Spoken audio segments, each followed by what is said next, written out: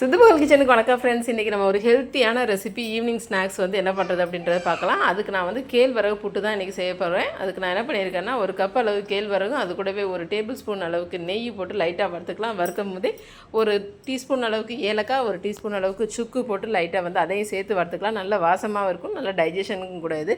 So நல்லா வறுத்துட்டு வறுக்கும் போதே லைட்டாக அதுக்கு தேவையான அளவுக்கு உப்பும் போட்டுக்கிறோங்க.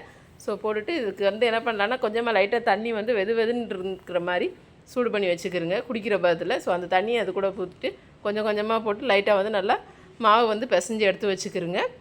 நல்லா பொழுன்னு எடுத்து வச்சுட்டு அது கூட என்ன பண்ணால் ஒரு கப்பு வந்து தேங்காய் வந்து ஃப்ரெஷ்ஷான தேங்காய் வந்து துருவி வச்சுருக்கோம். ஸோ அந்த தேங்காய் துருவலையும் அது கூட போட்டுக்கலாம். போட்டுட்டு இட்லி பாத்திரத்தில் எப்போயும் இட்லியை விற்கிற மாதிரியே தான். ஸோ தண்ணி வந்து நல்லா சூடானதுக்கப்புறம் இட்லி துணியில் நம்ம இட்லி தட்டில் தனியாக ஒரு துணியை விரித்து அது மேலே இதை நம்ம பிரட்டி வச்சுருக்கதை அப்படியே போட்டு வந்து எடுத்துக்கலாம். நீங்கள் இப்போவே சர்க்கரை போடுறதுனா இப்போவே நீங்கள் வந்து சர்க்கரை போட்டும் வச்சுக்கிடலாம். நான் வந்து இறக்குறதுக்கு அப்புறமா தான் அந்த சர்க்கரையை வந்து தேவையான அளவுக்கு ஒருத்தருக்கு எந்த அளவுக்கு வேணுமோ அது தகுந்த மாதிரி சர்க்கரை போடுறதுக்காக வச்சுருக்கேன். ஸோ இது வந்து ரொம்ப ஹெல்த்தியான ரெசிபி. கண்டிப்பாக ட்ரை பண்ணி பாருங்கள். ட்ரை பண்ணி பார்த்து எப்படி இருக்குது அப்படின்றத மறந்துடாமல் கமெண்ட்ஸில் கொடுங்க. புது வியூவர்ஸ் யாரும் பார்க்குறீங்க அப்படின்னா மறந்துடாமல் சப்ஸ்கிரைப் பட்டனே கிளிக் பண்ணுங்கள். அப்போ தான் நான் கொடுக்குற அடுத்தடுத்த வீடியோஸும் நீங்கள் மிஸ் பண்ணாமல் பார்க்க முடியும். பாருங்கள் 10 மினிட்ஸ்லேயே சூப்பராக வந்துருச்சு.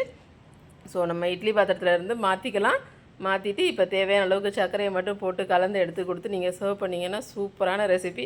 கண்டிப்பாக ட்ரை பண்ணி பாருங்கள் ஃப்ரெண்ட்ஸ். ஈவினிங் டைமிங்கில் இந்த மாதிரி ஒரு நாளைக்கு ரெசிபி கொடுக்கும்போது எல்லாத்துக்குமே ரொம்ப ஹெல்த்தியான ஸ்நாக்ஸ் இது. ட்ரை பண்ணி பார்த்து எப்படி இருக்குன்றதை சொல்லுங்கள். Bye bye friends. அடுத்த ஒரு நல்ல வீடியோ நான் உங்களை வந்து பார்க்க